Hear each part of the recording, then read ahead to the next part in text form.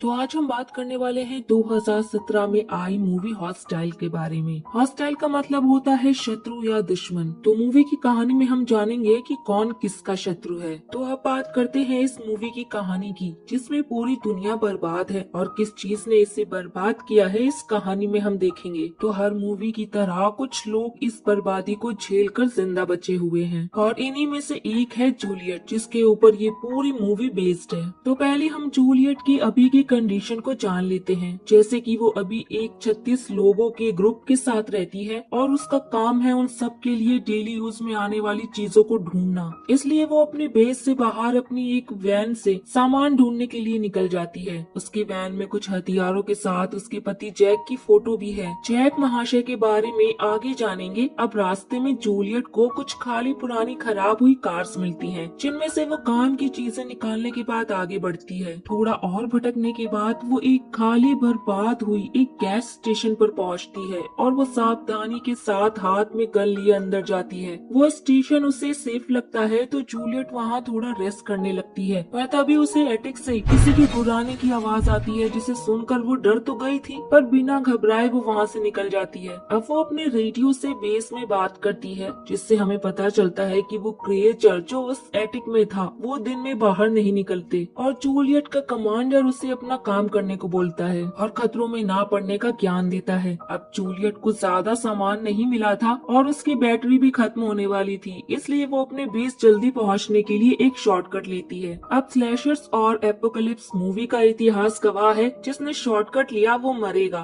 तो देखते हैं जूलियट जी के साथ अब आगे क्या होगा। तो थोड़ी दूर ड्राइव करने पर उसे एक वैन दिखाई देती है। सप्लाईज कम होने की वजह से वो उस वैन में काम करने की चीजें ढूंढने जाती है। तो उसे वैन के बाहर एक घायल बूढ़ा आदमी मिलता है। वो जूलियट को उससे मारने के लिए बोलता है और बताता है कि उस पर रात में उन क्रिएचर्स ने हमला किया था, जिसकी वजह से वो इस हालत में है और बूढ़े आदमी ने उस क्रिएचर को उसकी ही वैन में बंद कर रखा है। पर जूलियट उस आदमी को मारकर अपनी गोली बर्बाद नहीं करना चाहती थी, इसलिए वो वैन में जाकर उस क्रिएचर से लड़कर उसे मार देती है। अब वो बाहर आती है तो वो आदमी मर चुका था। तो जूलियट सप्लाईज लेकर अपनी वैन से बेस की ओर निकल जाती है। अभी जो उसने किया उससे उसका काफी टाइम चला गया था और रात होने ही वाली थी। उसे और हमें अब दोनों को पता चलता है कि रात में वो क्रिएचर्स अपनी सप्लाईज के लिए निकलते हैं। तो जूलियट उनका सप्लाई ना बने इसलिए स्पीड थोड़ी तेज करके बेस की ओर जाने लगती है। अब उसका ध्यान उसकी और उसके पति की फोटो पर पड़ता है और अचानक हवा से वो फोटो उड़कर वैन के बाहर चली जाती है, जिससे जूलियट का ध्यान भटकता है और उसकी वैन अनबैलेंस्ड होकर पलट जाती है। हम अभी तक जूलियट के प्रेजेंट लाइफ के बारे में जान रहे थे, पर अब एपोकलिप्स के पहले उसकी लाइफ कैसी थी उसके बारे में जानेंगे, क्योंकि मूवी के बीचों बीच में जूलियट के पास्ट को अचानक दिखाया जाने लगता है, जो कि काफी खराब लगता है। अब हम जूलियट को उसके पास्ट में एक आर्ट गैलरी में देखते हैं, जो कि बस वहाँ पर फ्री का खाना और शराब पीने आई है और उससे पेंटिंग्स के बारे में तो कोई ज्ञान ही नहीं है, न उसके बारे में उसे कोई दिलचस्पी है। तभी उसके पास उस आर्ट गैलरी का मालिक जैक आकर उससे पूछता है कि क्या उसे वीकेंड पसंद है। तो जूलियट उससे बताती है कि वो वेजिटेरियन है। जैक एक पेंटर फ्रांसिस बिकेन की पेंटिंग के बारे में उससे पूछ रहा था, पर जूलियट को उस पेंटर के बारे में नहीं पता होता, इसलिए उसका जैक के सामने मजाक हो जाता है और वो वहाँ से निकलने लगती है। जैक भी समझ गया था कि जूलियट को पेंटिंग्स के बारे में कुछ भी नहीं पता। बाहर बारिश हो रही थी, इसलिए जूलियट इस आर्ट गैलरी में आई थी। तो बारिश रुकने तक जैक उसे वहाँ की पेंटिंग्स दिखाने लगता है, जिससे वो जूलियट को बोलता है कि उसका उससे मिलना उसकी किस्मत में है,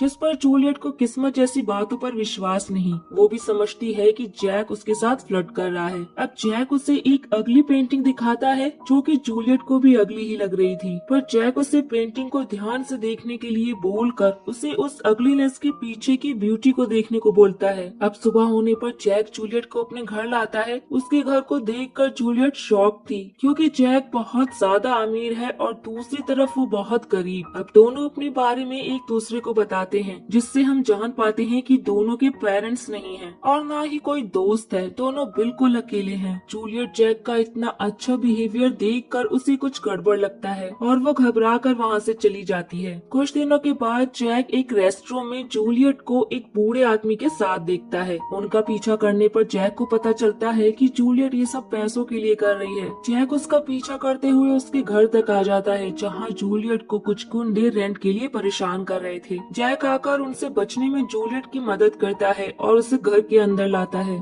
जहाँ उन्हें उसका ओनर मिलता है जो कि उन गुंडों का बॉस भी था, और वो जूलियट से पैसे लेने के बाद उसे घर के अंदर जाने देता है। अब जैक भी घर में आकर जूलियट की मदद करने को बोलता है, पर जूलियट जैक को भला बुरा बोलकर उसे वहाँ से बेइज्जत करके भगा देती है। अब एक दिन जब उसे गुंडों ने मार पीट कर उसे घर से भगा दिया था, तो वो घायल होकर जैक के पास आकर अपनी हालत बताती है। जैक उसका बहुत अच्छे से ख्याल रखता है। जूलियट को ड्रग्स की आदत थी, पर वो अगले दिन ड्रग्स लेने वापस उस जगह जा रही थी, पर उसे जैक जबरदस्ती रोकता है और जूलियट गुस्से में जैक के घर की चीजें तोड़ने लगी थी। जैक ये सब उसकी ही भलाई के लिए कर रहा था, जिसका एहसास जूलियट को बाद में होता है। जैक शहर के थोड़ा बाहर एक बड़ा सा घर लेता है, जिससे जूलियट ड्रग्स से दूर रह सके, और हम यहाँ समझ पाते हैं कि जैक जूलियट से प्यार करता है और वो उसे लेकर बहुत ही ज्यादा सीरियस है। पर जूलियट की तरफ से तो ऐसा कुछ भी नहीं था, न ही वो उसे कोई खास रिस्पॉन्स दे रही थी। अब दोनों वहाँ खुशी खुशी रहने लगते हैं, और कुछ दिनों बाद जूलियट जैक को अपनी प्रेगनेंसी की न्यूज देती है, जिससे वो दोनों बहुत ही ज्यादा खुश थे। पर डिलीवरी के वक्त उनका बच्चा मरा हुआ पैदा होता है, जो कि जूलियट के ड्रग्स की वजह से हुआ था। दोनों इस बात से दुखी थे। जैक को भी पता था कि ऐसा क्यों हुआ है, पर वो जूलियट को इस बात का एहसास तक नहीं होने देता।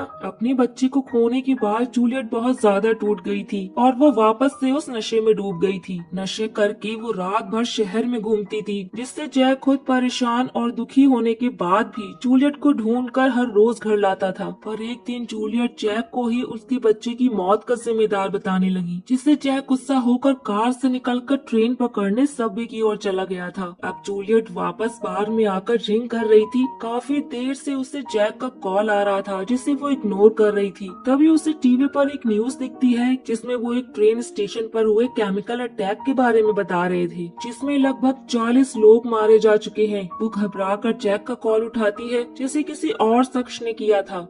तो वो जूलियट को बताता है कि जैक जिंदा है, पर उसकी हालत बहुत खराब है। भागकर जूलियट हॉस्पिटल पहुंचती है, तो जैक उसे जिंदा मिलता है, पर वो पूरी तरह से आइसोलेटेड था और वो कुछ बोल भी नहीं पा रहा था। जूलियट को पूरा यकीन था कि जैक ठीक हो जाएगा। इस हालत में भी वो जैक जूलियट से प्यार करता था। जब अगले दिन जूलियट जैक के वार्ड में आती है, तो जैक वहाँ था ही नहीं। जैक की डेथ हो चुकी थी और उसकी बॉडी को हॉस्पिटल वालों ने ही कहीं दफना दिया बिना किसी को बताए, क्योंकि वो केमिकल से संक्रमित था। अब जैक की मौत पर जूलियट फूट फूट कर रोने लगती है। जब वो जिंदा था तो उसे जैक और उसके प्यार की कोई कदर ही नहीं थी। अब उसकी जाने के बाद जूलियट को एहसास होता है कि जैक उसके लिए किसी फरिश्ते के जैसा था, और तब से लेकर आज तक वो जैक की यादों और अच्छाइयों के सहारे ही जिंदा है। तो ये था जूलियट का पास्ट। तो अब हम जानते हैं कि प्रेजेंट में वैन पलटने के बाद क्या हुआ। अब रात में जूलियट को होश आता है, तो वो देखती है कि उसका एक पैर टूट चुका है और उसका टूटा हुआ पैर उसी की वैन के नीचे फंसा हुआ है। अगल बगल देखने पर उसे वैन के बाहर गन मिलती है, जिसे वो एक जुगाड़ बनाकर अपनी ओर खींचती है, पर उसकी किस्मत उतनी अच्छी कहाँ। उसका वो जुगाड़ काम नहीं आता, तो अपनी फंसी हुई टांग को जैसे तैसे करके वो उस वैन के नीचे से निकालती है। इन सब से उसके पैर की हड्डी बाहर आ गई थी, तो वो उस जगह पर अल्कोहल डालकर उसे हड्डी पर जोर से मारकर उसे वापस अंदर करती है, जिसमें उसकी बहुत चीखें निकलती हैं, पर उसकी चीखें उसके दर्द के आगे मामूली थी। तो अब वो अपने पैर पर कुछ कपड़ा बांधकर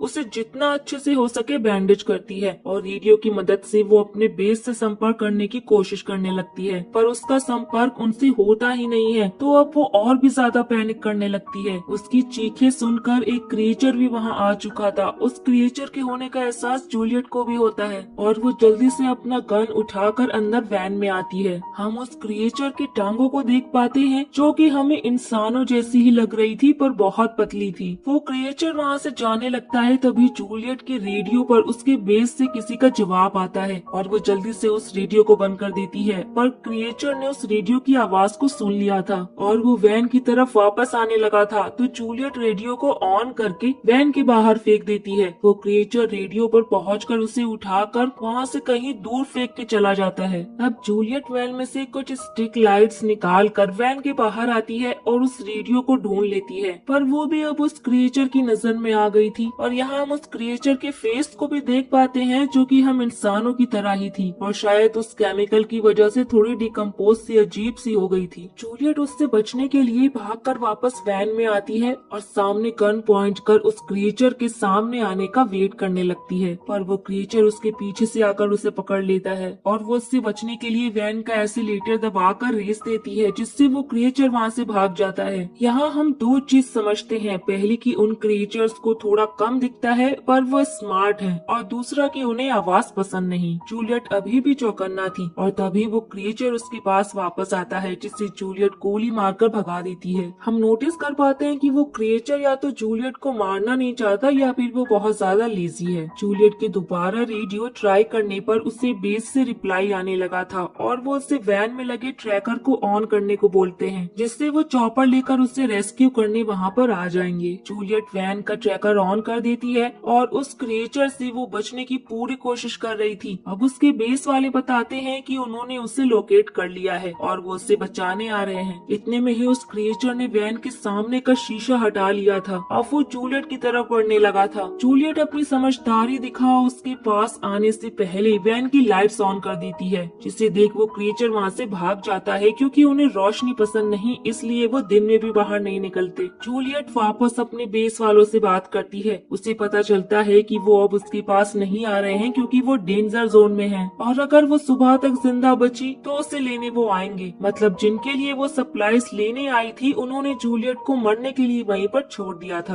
अब ऐसे में तो किसी भी इंसान की हिम्मत टूट जाए, तो जूलियट भी उम्मीद खोकर शांत वैन में बैठी थी। तभी उसे एक कार की आवाज सुनाई देती है और वो उन्हें हॉर्न बजाकर अपने पास बुला लेती है, पर वो लोग लुटेरे थे और उनमें से एक जूलियट को मारने की कोशिश करता है, जिसे वो क्रिएचर मार देता है। अब क्रिएचर को वहाँ देख उस लुटेरे के साथ ही वहाँ से भाग जाते हैं और हम समझ पाते हैं कि उस क्रिएचर ने जूलियट की जान उन लुटेरों से बचाई। पर ये बात जूलियट को समझ नहीं आती और वो उस क्रिएचर को उस लुटेरे को खाते देखकर उस क्रिएचर के हाथों से मरने से अच्छा वो सुसाइड करने का फैसला करती है। पर वो खुद को गोली नहीं मार पाती और उस क्रिएचर से लड़ने का फैसला करती है। तो अब वो पेट्रोल का एक कैन और फ्लेयर लेकर वैन से बाहर निकलती है। पेट्रोल कैन को थोड़ी दूर पर रखकर फ्लेयर को जलाने के बाद उस क्रिएचर को अपनी ओर बुलाती है। उस क्रिएचर के नजदीक आते ही जूलियट कैन को शूट करके ब्लास्ट करती है, जिससे वो क्रिएचर बच जाता है और तभी वो क्रिएचर जूलियट के पास आकर उसे उठाकर दूर फेंक देता है। अब वो क्रिएचर उसकी ओर दोबारा बढ़ने लगा था, जिसे इस बार जूलियट उस क्रिएचर को शूट कर देती है और वो क्रिएचर नीचे गिरकर मरने लगा था। तो अब जूलियट भी रिलैक्स होकर वहीं पर लेट जाती है, क्योंकि सुबह होने ही वाली थी और हम देख पाते हैं कि वो क्रिएचर भी अभी तक मरा नहीं है। वो धीरे धीरे जूलियट की तरफ बढ़ रहा है और उसे अपने करीब आता देख जूलियट उसे शूट करती है, पर गन की गोलियां खत्म हो गई थी। गन रिलोड करने से पहले ही वो क्रिएचर उसकी बॉडी के ऊपर आ गया था और वो जूलियट के फेस को ऐसे छूता है जैसे उसे जैक छूता था। और अब जूलियट और हमें समझने में बिल्कुल भी देर नहीं लगती कि वो क्रिएचर कोई और नहीं बल्कि जैक ही है, और वो रात भर जूलियट के पास आकर उसे एहसास दिलाने की कोशिश कर रहा था कि वो जैक है, इसलिए कई मौके मिलने के बावजूद भी उसने जूलियट को नहीं मारा। अब जूलियट को जैक की वो दो बातें याद आती हैं। अगर उसे पहले याद आ गई होती तो जैक इस कंडीशन में नहीं होता। पहले की अगलीनेस के पीछे की ब्यूटी को समझो, और उन दोनों का मिलना उनकी किस्मत में था, जिस पर अब जूलियट को पूरी तरह से यकीन हो गया था। लास्ट में वो जैक को आई लव यू बोलकर गन से खुद को और जैक को शूट करके मार देती है और ये मूवी यहीं पर एंड हो जाती है। सो गाइस, अगर आप लोग